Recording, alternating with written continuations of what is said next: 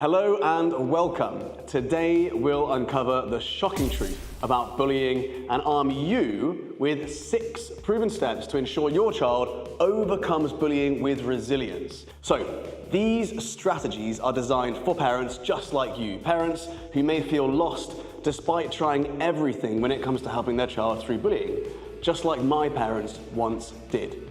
As a child, I endured 4 years of relentless bullying.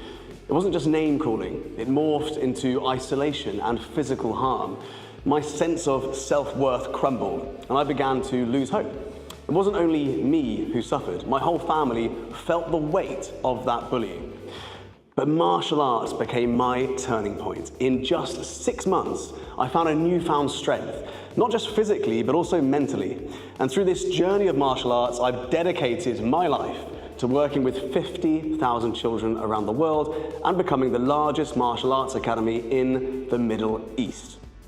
Today, I'll be sharing my advice from the book, Not a Victim, which became a bestseller, which has helped countless families feel more empowered when it comes to bullying. So, brace yourself, because some of the truths are uncomfortable. I'm going to go through some steps within this book which may feel uncomfortable, maybe even a little bit radical, but it's important we actually touch base on them. Just briefly, because they form the foundation of our philosophy in the Not a Victim program. So let's dive in. We're going to start with the truths about bullying. Bullying is a part of the human condition. This is the first statement I wanted to share with you. Attempting to eradicate it completely is like wishing away a disease. Instead, what we need to do is focus on resilience with your child. The next truth is that the bullied child must change before the bully does. We need to teach your child to embrace what makes them unique, and strength really does come from within. We can't change the circumstances they may find themselves, but we can change how they see themselves and the world in which they live. The next truth is that bullying impacts the whole family. When your child suffers, everyone does. This is why knowledge and preparation are your greatest allies when it comes to bullying as a parent. You need to be ready. You can't just wait for it to occur. You need to turn up prepared. The next truth is that bullying will cause emotional triggers. So as I guide you through this program and you learn more about bullying, what you might find is that it might stir up past traumas within you. And your response as a parent will significantly shape how your child copes. So just be aware of your response to some of these truths, to some of the steps that we go through, and how you react as a parent to your child going through bullying. Sometimes those emotional triggers can take us down a route when we make wrong decisions, and that can actually impact how your child navigates through this difficult transition.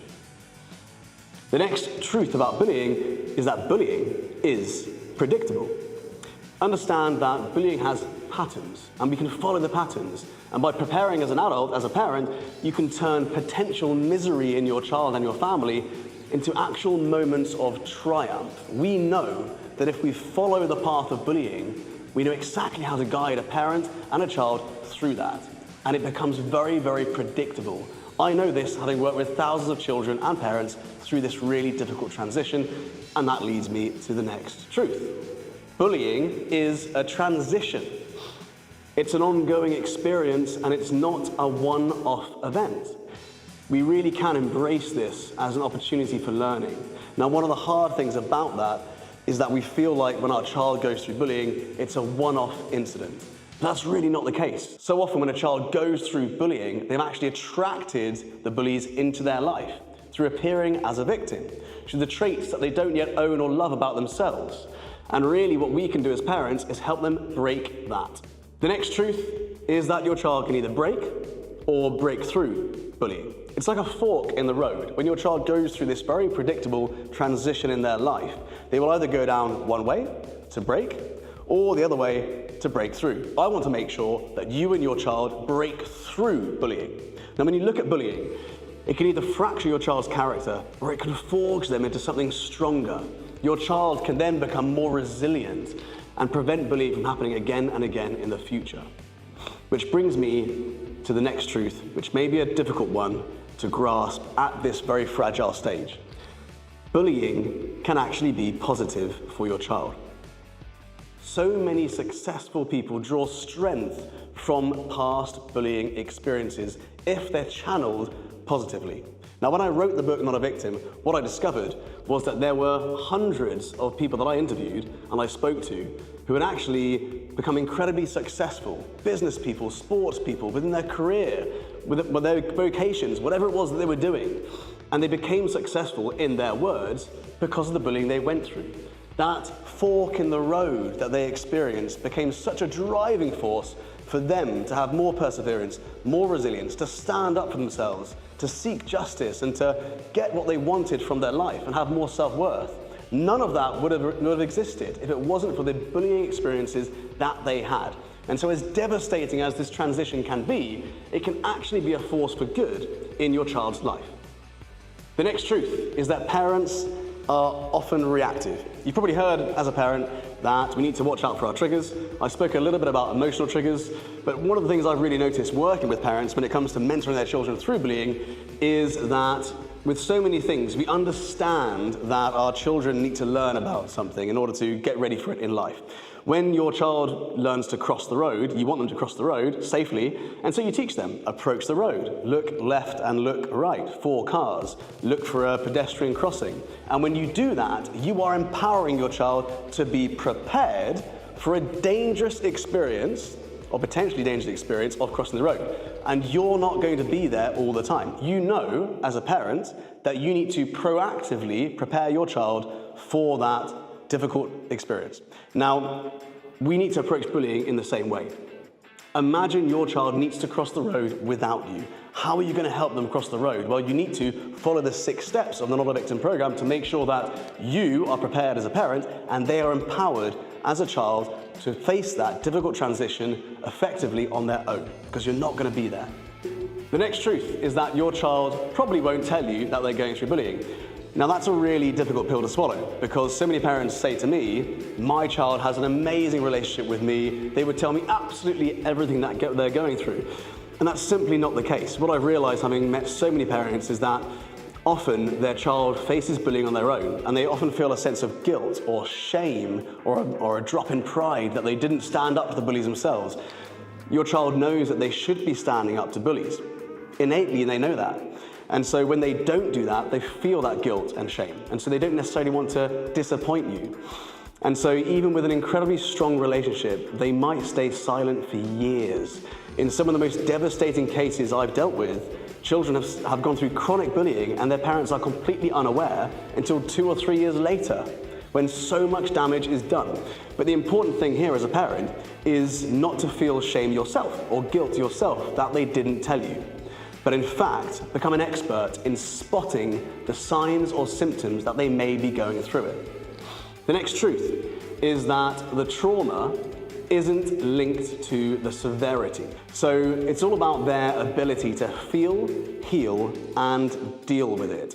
Every single child will experience bullying in a different way. Just like we might experience one thing, 2 people might experience one thing, and that exact same thing can feel very different to those 2 separate individuals. It's all down to how we process it. And so just a bit of name calling might be bullying to one person and be banter or joking around with another person. And so we need to understand that individuals will process the environment of bullying and the transition of bullying very, very differently. The next truth is that you can't prevent bullying altogether.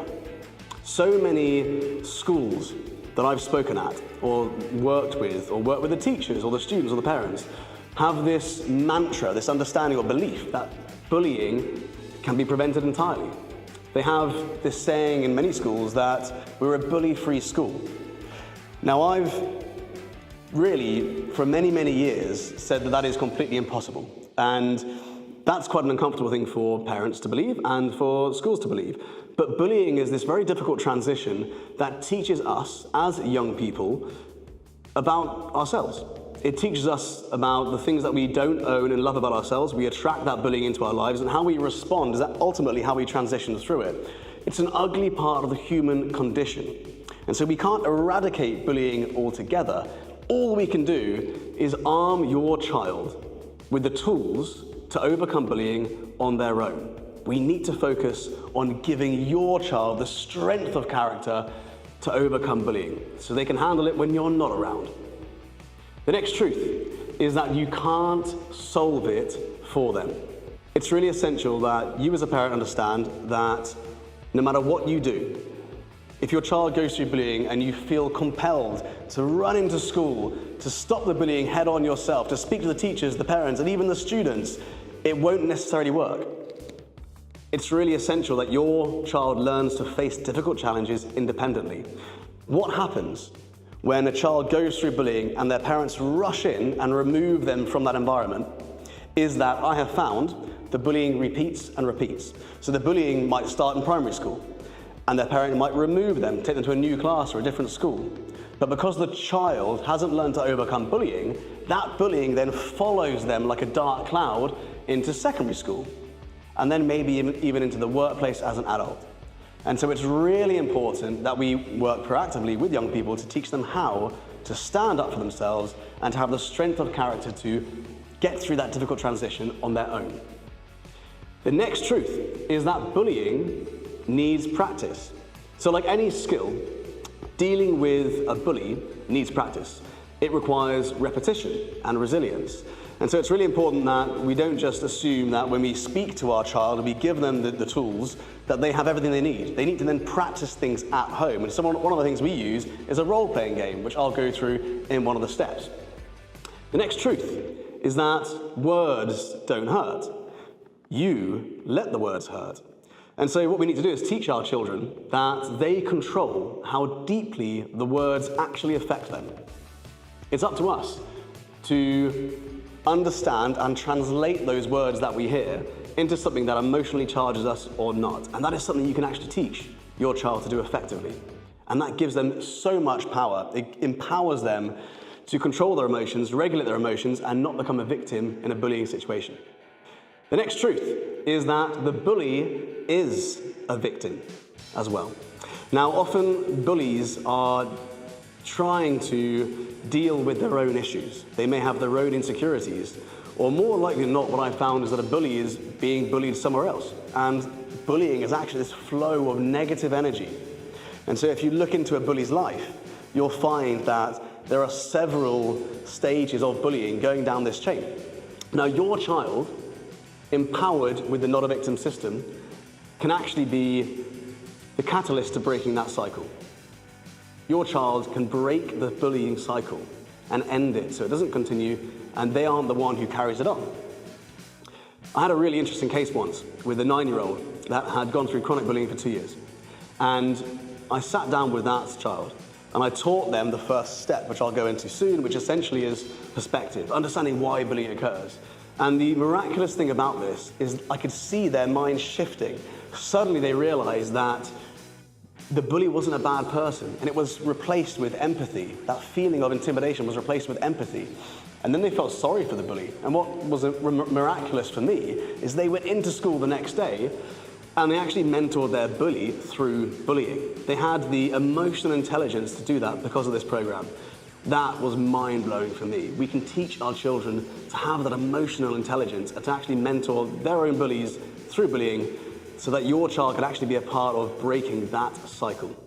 The next truth is that everyone needs a safe space, a safe environment. Now, we need to create spaces for our children where they can thrive and be themselves. Now, when your child experiences bullying at school, we then need to find an alternative environment where they feel empowered, safe, and at home, and looked after. If you can do that, which is one of the steps in the book, you'll really help your child transition through bullying faster. So, armed with these truths, some of them are a bit uncomfortable, some of them maybe you already believe. We're now going to move to a 6-step process that will radically transform your child's experience of bullying and how you transition through it as a family. So these 6 steps are the exact steps that I've used to take children who have faced chronic bullying for 2 to 4 years to a place where they will never be a victim of bullying again. These steps have also been used to help parents who want to be proactive. So their children may not be going through bullying right now, but the parents who listen to our podcast or will read our book or understand our program know that they need to empower their children, to support their children to their full capability to transition through bullying rapidly when it does occur. So as a parent, you can use these steps preventatively or as an emergency tool, actionable at any stage. So the 6 steps in the Not a Victim book are in this order. Number 1, perception. Shift perspectives on bullying and power dynamics. Number 2, presentation. Enhance body language for confidence projection. Number 3, preparation. Develop a toolbox of responses and strategies. Number 4, practice. Role play scenarios for instinctive reactions. And number 5, produce evidence. Document the incidents with pinpoint accuracy. Followed by the last step, number 6, persevere. Persevere through community. Engage with supportive environments that build resilience, that build confidence, and develop your child's character. So, I'm now going to go through each of these steps in a bit more detail. Let's start with step 1, perception. So the word bully hasn't always actually been negative. In fact, it started as a term of endearment, strangely enough. Today, we need to flip the script. Again, encourage your child to see bullies not as threats, but as individuals projecting their own insecurities. One of the ways that I found really helps is to try this exercise at home. Create a short story about a character who faces tough challenges and becomes a bully. Then ask your child, how did those challenges shape their actions? What if the bully just needs understanding? This isn't excusing behavior from the bully that your child sees, but it's equipping your child with empathy, providing a fresh perspective that basically diminishes their own fear. And so it's, in some ways, selfishly forgiving their bully. It's an incredibly powerful step to empowering your child. So, step 2 is presentation. Body language really is a secret weapon. It makes up about 95% of the communication we have as human beings. Non-verbal communication is so important. It's not just what you say, but it's how you say it without words. And so what we need to do, and what we really focus on at the Warrior Academy, is identifying body language that might seem unconfident and then improving it. So here's a really quick exercise that I'd like you to do with your child. Identify 5 areas of improvement from a list of body language traits. Practice with a simple routine at home to boost their confidence. Now, when you're looking at those traits, think about things like their head is down, they look at the floor a lot. When they walk into a room, do they avoid taking up space? Do they bite their nails a lot? Do they fidget a lot? Do they avoid eye contact? All these things are nervous traits that make them appear a victim when it comes to the bully. So, choose one as an example. Let's say eye contact, right? You want to teach your child to maintain eye contact and adopt open postures and a posture that exudes confidence with a smile. One of the ways that we can do this is that we can use verbal cues. So whenever your child is avoiding eye contact when you're speaking to them, just say eyes. As simple as that, just one word, eyes. And you might notice that when your child is socializing with their friends and you're around with them as well, if they're avoiding eye contact and it becomes very much a habit, just very casually saying eyes will make them look up and have better eye contact. You can do the same thing. If their hands are in their pockets, you could say pockets. If they're fidgeting a lot, you could say fidget or fingers. Now these little words won't tell or won't show anyone else around them what it is you're trying to do, but it becomes a quick reminder for them. After doing this a few times, you'll notice that they start to do it themselves. They start to think about this themselves and they don't need you to remind them, and you'll watch their body language transform. What we really want to do here is redefine how your child is perceived, making them less of a target and more of an empowered individual. And that starts with perception. Step 3 is preparation. Now, preparation is key. We can't just give your child the tools and the ideas and then leave them to it. We need to practice with them at home. So, we need to prepare your child to face bullies with calm and confidence. One of the things you can do is brainstorm quick, non-aggressive responses like whatever or go away. Now these very simple words, which are easy to remember, can then be practiced time and time again. Practice these phrases with your child until they become second nature to quickly say back to you if you're in that situation where you are being bullied. You can then validate your child's courage for standing strong without escalating things physically. What this does is it equips them to stop bullying in its tracks while actually reinforcing their self-assurance. Having a word or a response to a bully's targeting of them when they're speaking to them and being very, very quick with that response makes them appear more confident. And it can become second nature to quickly come back with a counter phrase. And that really will help them within that situation and change the power dynamic between the bully and the victim. Step 4 is practice. So role-playing is really, really powerful. Switch roles and let your child be the bully. You need to be the victim. And in this situation, this really helps them understand the dynamics and spot what works. You can then gradually increase the intensity and deepen the practice, reinforcing that instinctive response that they've been practicing earlier.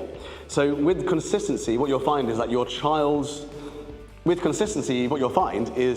anxiety will actually be replaced with newfound confidence because they've gone through practice several times. It becomes second nature. And so really, if your child is going through bullying right now, what you want to aim for is a daily practice routine. Make this a habit that translates into the real world, into real-world strength. Now, what you might find is that these little conversations that you have, role-playing games, you could do them on the way to school in the car, on the way home from school. You could do it while you're going on a walk. You could do it before they watch TV in the afternoon, whatever it is. Now, one of the things I mentioned before is that if your child is going through bullying, they may not be able to verbalize or explain how they're going through bullying. But if you are doing a role-playing game with them and they are taking on the role of the bully and you are taking on the role of the victim, you'll find that they will show you how they're being bullied by taking on that role. They'll do it through actions, and you'll get a deeper insight into exactly what's being said to them and how they're being bullied based on how they're acting during this role-playing game. It's a really brilliant way to understand more about what your child's going through without them actually verbalizing to you what it is they're going through. Step 5 is to produce. So we need to equip your child with evidence-backed resolve. Now, one of the things I've found with parents and with schools is to focus on the 5 W's. Who, what, when, where, and witnesses. All of that is really crucial because the first thing your teacher will ask you is, what evidence do you have of this? Or how can we prove this to other parents and so on? And so we need to have some sort of proof that your child's actually going through bullying. Now, having them keep a log of bullying with them at home, in a book, whatever it is, can really help them write down the incidents. It can give them this proof that they've gone through it with timestamps. It's something you can practice developing at home. You follow those 5 W's and it turns that raw emotion that you as a parent and your child's going through into more of a fact-based discussion. My child was here. They were with so-and-so. At this time, this was said. Now, this is the reaction of my child. This is when I found out. If you go through these and you've got a list of evidence, it's going to really help your child and their case when things do get escalated to teachers who basically have to make a tough decision between 2 parents. Who's in the right, who's in the wrong? Your child will then stand stronger when they present an organized account rather than just relying on verbal disputes alone. The final step is step 6, to persevere. We need to ensure that your child finds a supportive community that lifts them up. Communities are absolutely fundamental in building resilience. So we need to encourage their involvement in groups beyond school that really promote support, health, and maybe even adventure, that encourage them to leave their comfort zone. They teach them leadership skills that boost and grow their emotional intelligence. All of these things are incredible tools and empowering tools within self-development to help them go through that difficult transition of bullying and whatever other environment they're a part of. One of the things that we encourage parents to do is actually reviewing their current social environments using a very simple checklist. Now, that checklist is a series of questions along these lines. Are these groups nurturing? Are they making your child a better individual? Now, if not, can we guide them towards communities that will inspire them, that will empower them, that focus on developing their confidence, their self-esteem, their leadership skills, and emotional intelligence? Martial arts, as an example, instills discipline. It develops confidence, and it gives them the ability to handle high pressure, situations, maybe even confrontation, in a very calm way. So, to conclude, these 6 steps are not just about dealing with bullying, they're about transforming your child's life, empowering them to become resilient, to become confident, and to become capable. Now, your engagement in this journey arms them for life. It's one of the most important things you can do for your child. It ensures that they'll never feel isolated or targeted again. When you arm yourself and your child with these 6 Ps, you'll join your child in this transformation. As a parent, myself with 3 kids, I'm here to tell you that whether your child is going through bullying or not, it's time to take action today.